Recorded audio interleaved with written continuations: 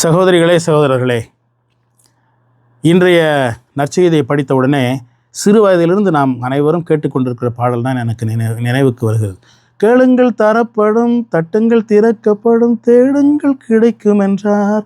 இது கேட்காத கிறிஸ்தவங்கள் யாருமே இருந்திருப்பாங்க.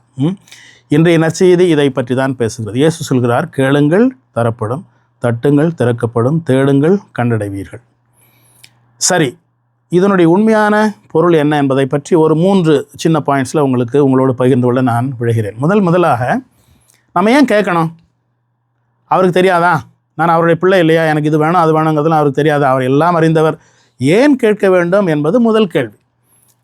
கேட்க வேண்டும். சின்னவனாக இருக்கும்போது கேட்க வேண்டாம். அவங்களுக்கு அப்பா அம்மாவுக்கு தெரியும் நமக்கு என்ன வேணும்னு கொடுப்பாங்க.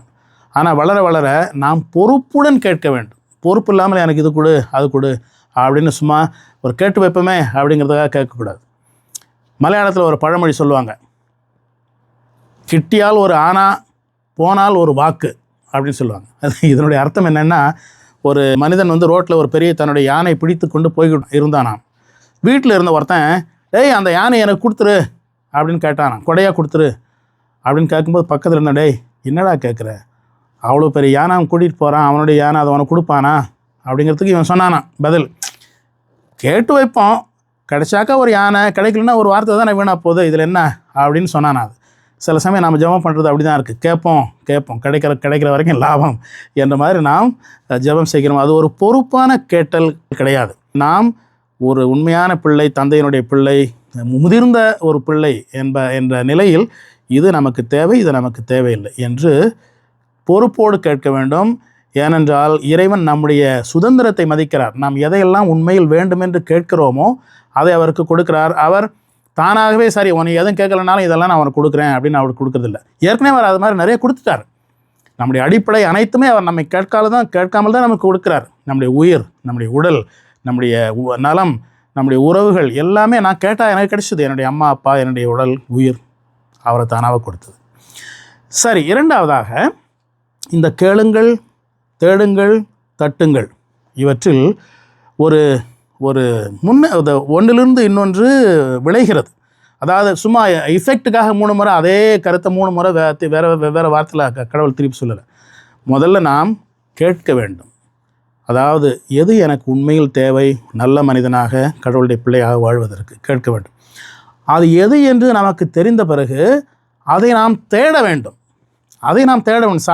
கேட்டால் உடனே வந்துடாது. அதை நாம் தேட வேண்டும். 2வது ஸ்டெப் அது தேட வேண்டும்.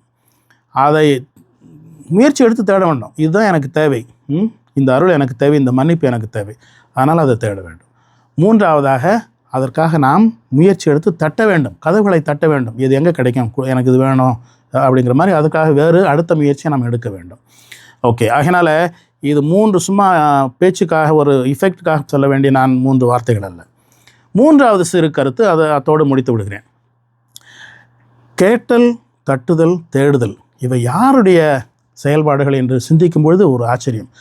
இவை கடவுள் செய்கின்ற ஒரு வேலை. கடவுள் தொடர்ந்து நம்மிடம் கேட்டுக்கொண்டே இருக்கிறார். அவர் தொடர்ந்து நம்மை தேடிக்கொண்டே இருக்கிறார். அவர் தொடர்ந்து நம்முடைய இதய கதவுகளை தட்டி கொண்டே இருக்கிறார். பைபிளே இந்த கதை தான். கடவுள் நம்மிடம் கேட்கிறார், என்னிடம் வாருங்கள், என்னுடைய பிள்ளைகளாக இருங்கள். இயேசு அதுதான் சொல்கிறார். 2வதாக அவர் நம்மை தேடுகிறார். நாம் ஓடி போகும்பொழுது அவர் நல்ல ஆயனைப் போல நம்மை தேடுகிறார். 3வதாக அவர் நம்முடைய கதவுகளை தட்டுகிறார். திருவெளிப்பாடு நூலில் ஒரு இடத்துல 3வது அதிகாரம் நினைக்கிறேன், அங்கே சொல்லுவார், நான் கதவை தட்டுவேன், உள்ளே இருக்கிறவன் திறந்தால் நான் உள்ளே அவனோடு நான் உணவில் பகிர்ந்து கொள்வேன், அவனும் என்னோடு உணவு உண்பான். அப்படின்னாக்க நம்ம ஒரு குடும்பமாக மாறிவிடுவோம் என்று பொருள். ஆகினால் கேளுங்கள், தட்டுங்கள், கண்டடைவீர்கள் இவை எல்லாமே இறைவனே செய்கின்ற அவருடைய செயல்பாடுகள் என்பதை பார்க்கும் பொழுது ஆச்சரியமாக இருக்கின்றது. நம்மேல் இவ்வளவு மதிப்பு வைத்து இறைவன் இதெல்லாம் செய்கின்றாரா என்று எண்ணும் பொழுதே நமக்கு பூரிப்பாகவும் அது ஒரு பொறுப்புள்ள செயலாகவும் நமக்கு தோன்றுகின்றது. God bless you.